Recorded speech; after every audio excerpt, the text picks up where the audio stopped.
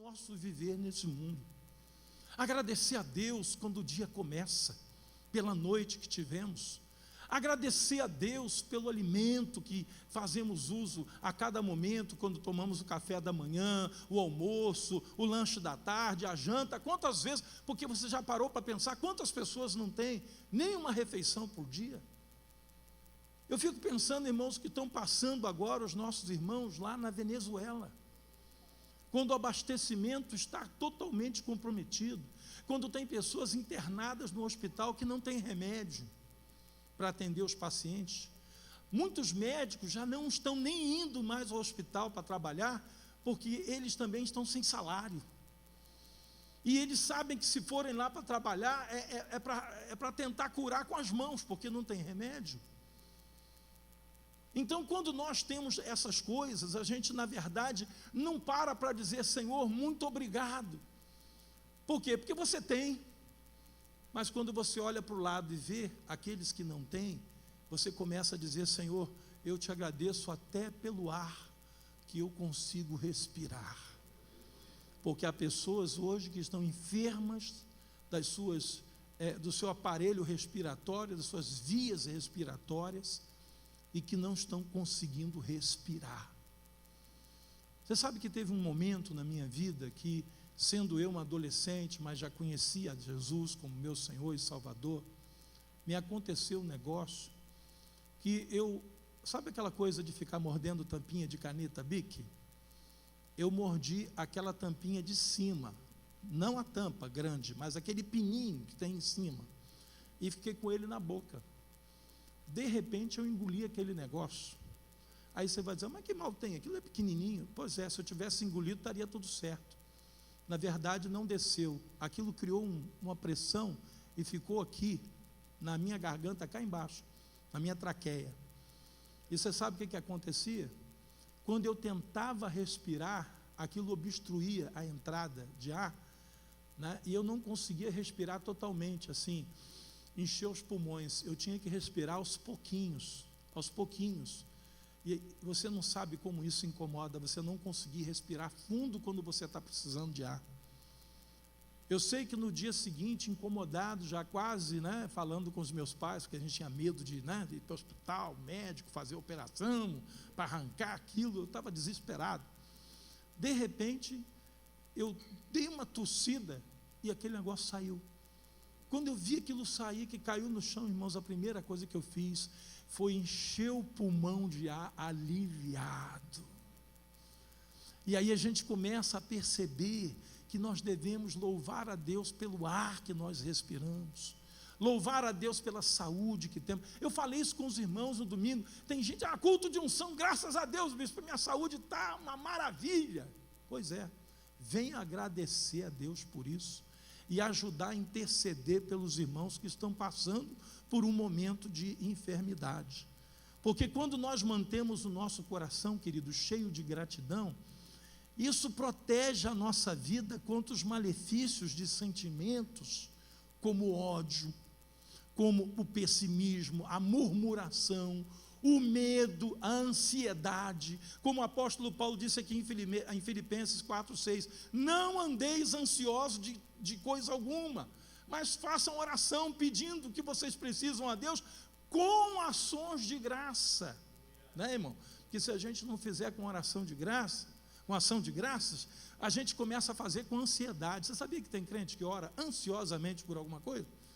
E ele incomoda Deus quase que 24 horas por dia, porque ele diz, Senhor, não posso esperar, tem que ser agora, Aí eu me lembro daquele irmão que estava orando a Deus, Senhor, me dá paciência, Senhor, eu preciso ser um crente mais paciente, mas eu quero agora, Senhor.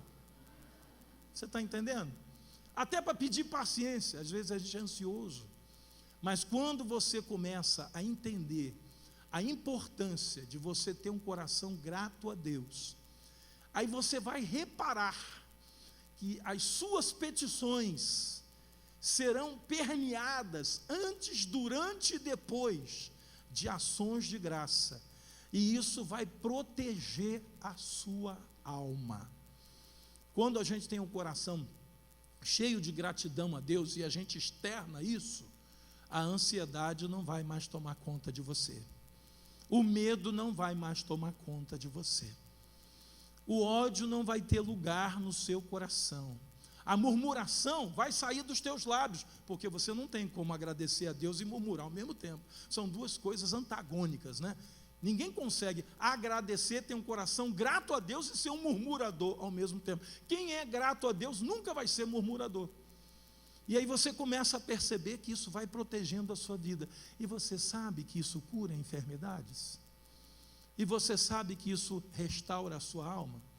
Davi sabia que a sua alma, associada aos anseios da sua carne, não era inclinada à gratidão a Deus. Você sabia que a nossa alma humana, né, alma, ela não é inclinada a agradecer a Deus? Não é. Porque a alma, muitas vezes, ela se associa aos desejos da carne. E ela começa a alimentar a carne naquilo que a carne está pedindo. Por isso que a palavra de Deus diz que o nosso coração é enganoso e desesperadamente corrupto. Porque você deixa de ser um crente grato a Deus, começa a se tornar uma pessoa ansiosa, a alma começa a atender os reclames, né, aos pedidos da sua carne, e aí você se torna um crente ingrato e murmurador. E eu tenho visto pessoas assim. Mas Davi sabia que a sua alma não era de pronto preparada para glorificar a Deus. Então o que ele disse? Ele deu ordens à sua alma. Ele disse: bendize, ó minha alma, ao Senhor. E estou te dando uma ordem: não se esqueça dos benefícios de Deus na minha vida. Ele é quem sara todas as minhas enfermidades. Ele é quem perdoa os meus pecados, quem da cova redime a minha vida e me coroa de graça e misericórdia. Ou seja, Davi, ele dava ordens à sua alma, porque ele sabia que sem ordem a alma dele não ia fazer. Isso não é uma coisa natural para a alma, glorificar o nome de Deus. Também nós devemos levar em conta, queridos, o poder curativo, restaurador do perdão que recebemos do nosso Deus. Amados, tem gente que não consegue assim mensurar, né, medir o que é ser perdoado pelo Senhor Jesus. Isso é de um valor inestimável. E Davi, no Salmo 103 que nós lemos, ele diz no versículo 3: Ele é quem perdoa todas as tuas enfermidades, quem sara perdoa todas as tuas iniquidades, e quem sara todas as tuas enfermidades. Aí você vai lá em Tiago, e quando Tiago falou de orar pelos enfermos, de ungir com óleo, de fazer a oração da fé, Tiago disse: o Senhor levantará o enfermo, e se houver cometido pecados, ser-lhe-ão perdoados. Amados, não tem como desfrutar da cura física desassociada do perdão de pecados. Não tem. Por quê? Porque uma coisa está ligada à outra. O perdão que Deus realiza na nossa vida, junto com o perdão, vem a cura, vem a restauração, vem a bênção de Deus que atinge também o nosso corpo físico. Não é uma coisa separada da outra, não é. Porque Deus não tem interesse nenhum, de curar a nossa carne, se Ele não puder perdoar os nossos pecados. Sabe por quê, querido? Porque a carne, um dia, vai descer à sepultura, e vai ter o seu encontro com o pó de onde ela veio. Mas a alma, que recebe o perdão de Deus, ela é eterna. E eu vejo pessoas hoje que às vezes se aproximam de Deus somente por causa de um benefício material, seja ele a cura de uma enfermidade física, seja ele a solução de um problema, né, financeiro, seja ele uma bênção material, a solução de um problema na família, mas se esquece de que junto com isso, Deus quer perdoar pecados. E nessa noite Deus quer fazer isso, perdoar pecados. Uma pessoa que não se sente perdoada, dificilmente ela irá experimentar uma cura vinda de Deus. Porque enquanto a pessoa não sente o perdão de Deus na sua alma, a enfermidade não tem como sair. Na verdade, o preenchimento de Deus na nossa vida faz com que a enfermidade seja removida. Eu percebo que há pessoas que querem só o benefício material da cura. Eu conheço pessoas que passaram pela casa de Deus, receberam uma grande bênção, e depois que receberam, foram embora. Depois que Deus trabalhou na sua vida, trabalhou no seu coração, restaurou a sua alma, e ela recebeu algo grande da parte de Deus, ela conseguiu o que ela queria. Mas a palavra de Deus diz que quem faz isso, o seu segundo estado fica pior do que o primeiro. Antes nunca tivesse conhecido a palavra de Deus. Antes nunca tivesse conhecido o perdão de Deus, do que depois de tê-lo conhecido, apartar-se dele. Torna-se o seu estado, segundo, o último estado, pior do que o primeiro. Por isso Davi, ele tinha, irmãos, é incrível, Davi não viveu no tempo da graça, Davi viveu no tempo da lei, mas a visão de Davi era muito à frente do seu tempo. Davi, ele vivia como se estivesse debaixo da graça, ele não vivia debaixo da lei. Uma pessoa que não se sente perdoada, Davi se sentia perdoado, restaurado. Por isso o diabo faz tudo para nos manter aprisionados ao pecado, sabia? O diabo faz tudo o que ele puder para nos manter aprisionados ao pecado, porque ele sabe que uma pessoa aprisionada pelo pecado, que não se sente perdoada, não consegue receber a plenitude dos benefícios de Deus. Por quê? Porque há uma separação, porque há uma barreira, há um impedimento no coração dessa pessoa. O mesmo acontece em relação ao medo, à angústia, que às vezes tentam se apoderar de nós. Como o próprio Davi fala no Salmo 116, Davi conta da sua experiência nessa área. Salmo 116, Davi diz assim: amo o Senhor, porque Ele ouve a minha voz e as minhas súplicas, porque inclinou para mim os seus ouvidos. Invocá-lo-ei enquanto eu viver. Laços de morte me cercaram, angústias do inferno se apoderaram de mim, caí em tribulação e tristeza. Então invoquei o nome do Senhor. Ó Senhor, livra-me a alma. A alma de Davi estava aprisionada, irmãos. Foi naquele período em que ele viveu em pecado.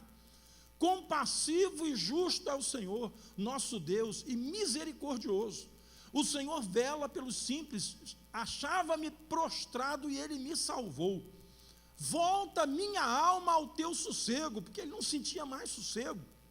Davi, ele disse que nesse período, os ossos dele, ele sentia os ossos dele doendo, envelhecendo dentro dele, e ele gemia de dia e de noite, foi o que ele disse. Volta a minha alma ao teu sossego, pois o Senhor tem sido generoso para comigo, pois livraste da morte a minha alma, das lágrimas dos meus olhos, da queda dos meus pés. Andarei na presença do Senhor na terra dos viventes. Irmãos, Davi pensou, eu vou morrer.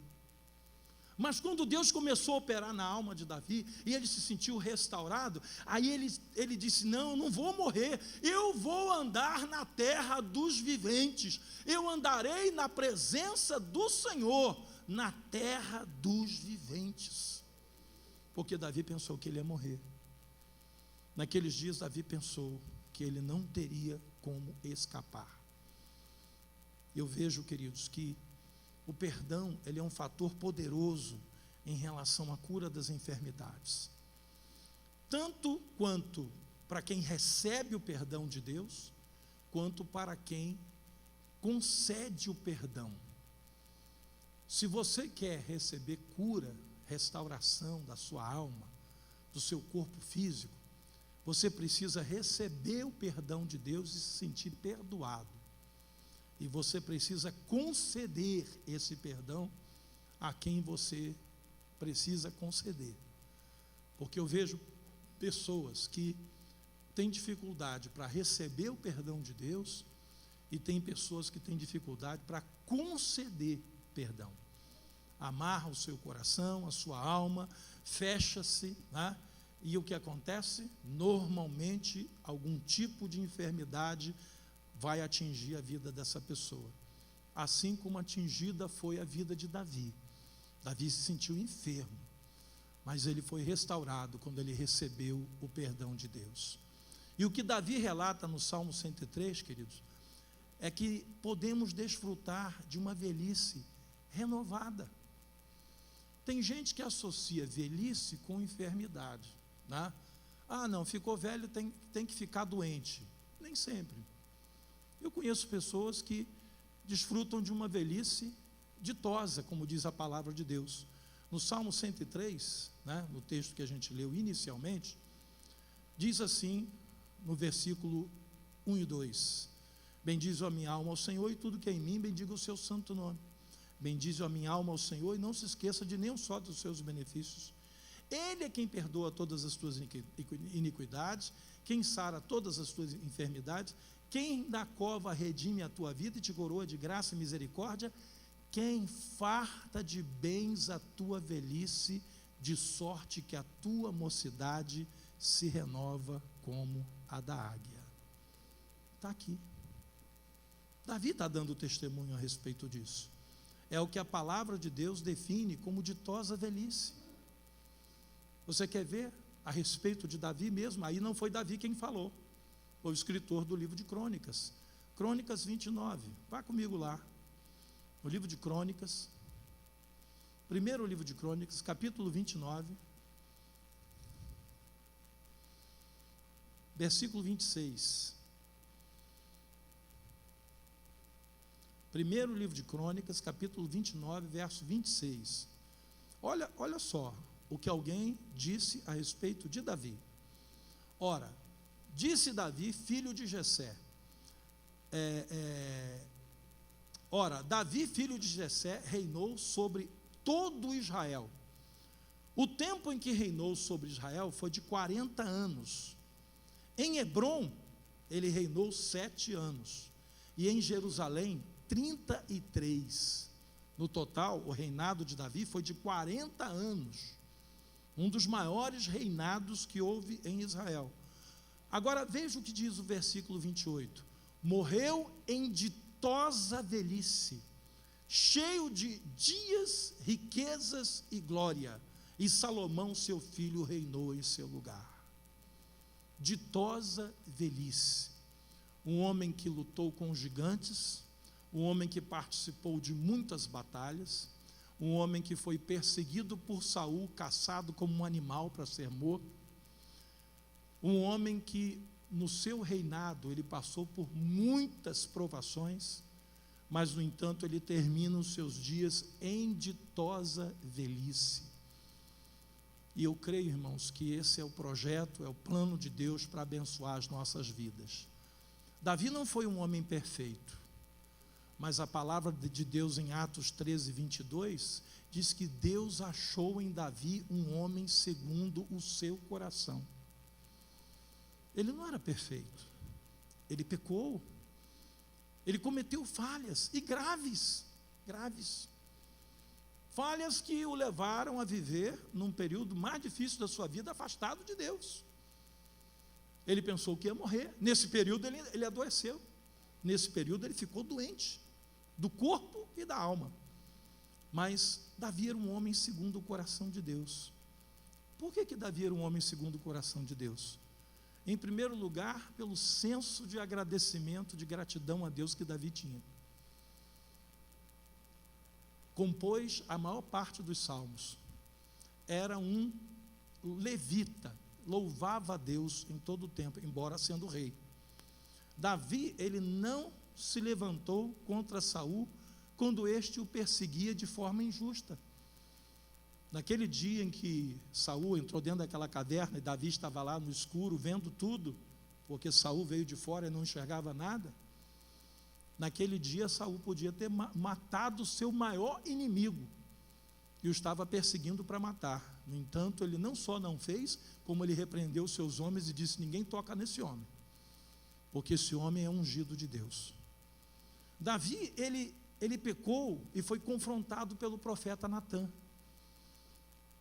Mas ao contrário de Saul, quando confrontado pelo seu pecado, pelo profeta Samuel, Saul não deu ouvidos a Samuel. Já Davi abaixou a cabeça e disse para Natã que Deus seria tido por justo em tudo que quisesse fazer com ele, porque ele pecou. Davi, ele fugiu do seu próprio filho, Absalão. Para não ter que matar o seu próprio filho, ele preferiu fugir. Sendo ele rei, ele poderia ter dado ordem aos seus homens, ao seu general Joabe, que acabou matando Absalão, sem autorização de Davi. Davi podia ter dito: Joabe, pega os meus melhores soldados e pega esse menino e dá um corretivo nele. Não, Davi não fez isso. Ele preferiu fugir do que ter que enfrentar o seu filho, mesmo sabendo que ele tinha autoridade para isso. Quando após a morte do seu primeiro filho, e deram a notícia para ele: olha, Davi, seu filho morreu.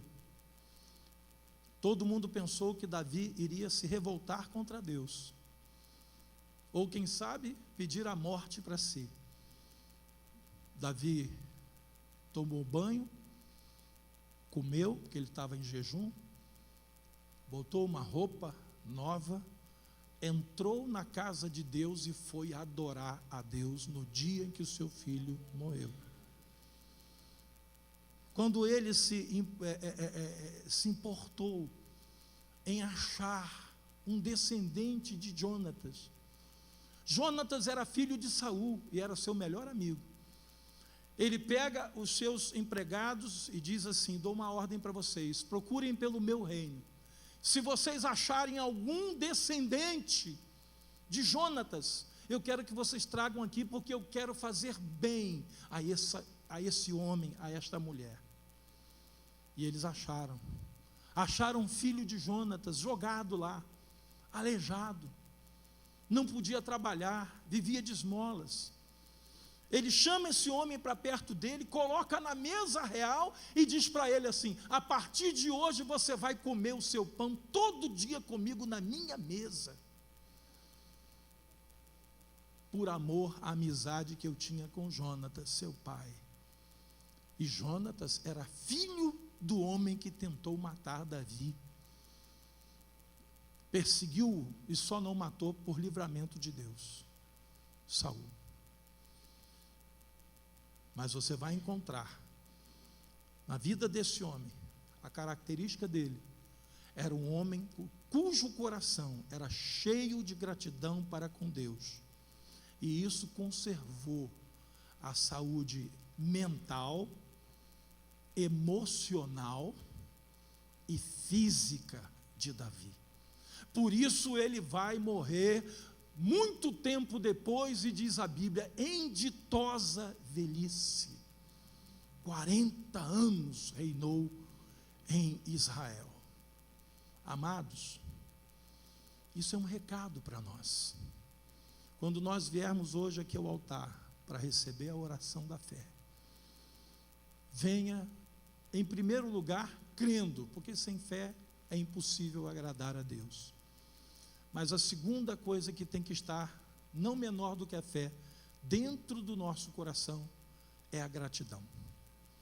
Tenha um coração grato a Deus e peça que nessa noite Deus perdoe os seus pecados. Por isso nós vamos nos aproximar do altar de Deus nessa noite agradecidos. E por tudo que Ele é e por tudo que Ele tem feito em nossas vidas. Entrar no altar de Deus, vir ao altar de Deus, é pisar numa terra que mana leite e mel. Estar na casa de Deus é estar num lugar de gratidão. Quantas vezes Davi não pôde estar na casa de Deus porque ele estava longe, nas batalhas, ou naquele período em que ele foi caçado por Saul? Quantas vezes ele disse: quem me dera estar na tua casa, quem me dera estar reunido com os meus irmãos. Tem gente que não valoriza isso, né? Tem oportunidade, simplesmente não vem.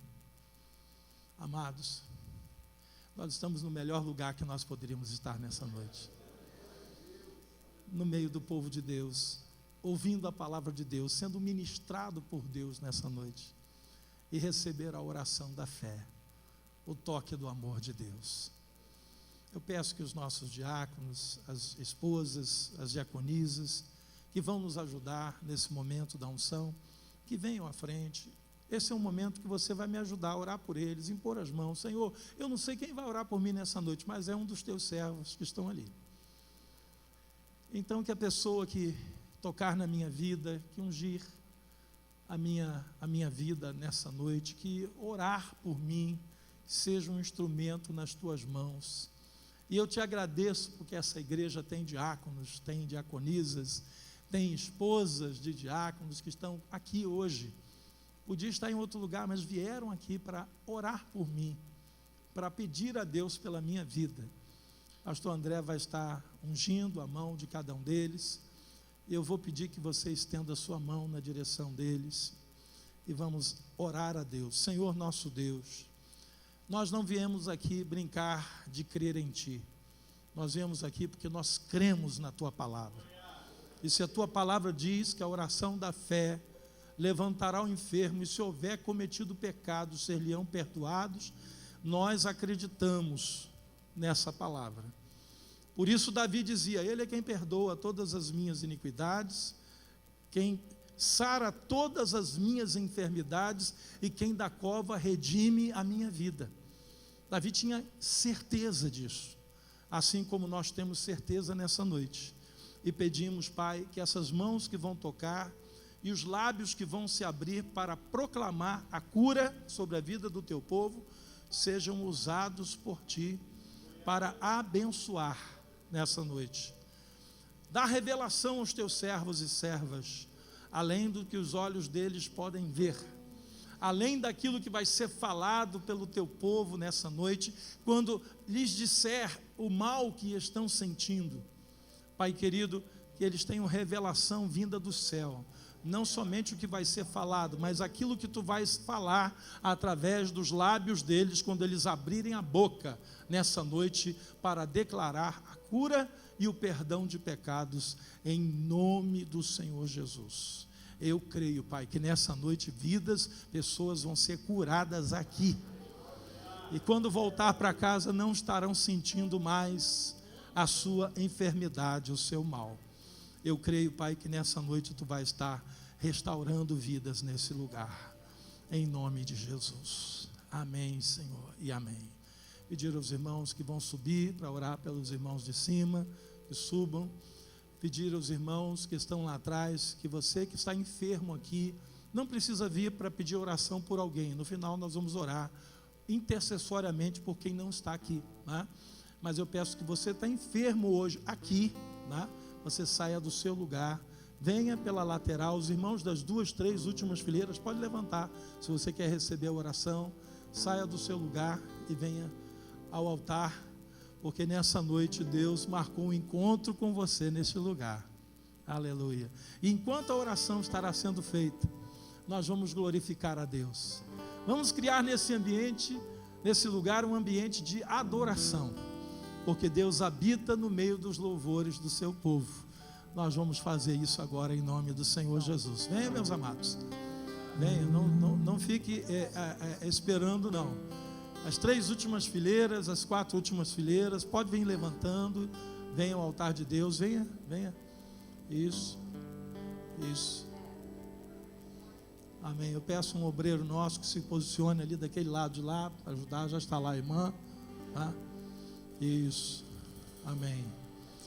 Vamos glorificar a Deus. Eu creio que Deus vai estar nessa noite, curando as pessoas que com fé receberam essa palavra e disseram: eu creio, por isso eu adoro ao Senhor. Enquanto você está recebendo a oração, ainda não recebeu, louve. Depois que você receber, continue louvando, continue adorando a Deus. Vamos fazer isso agora. Me escuta quando eu clamo, e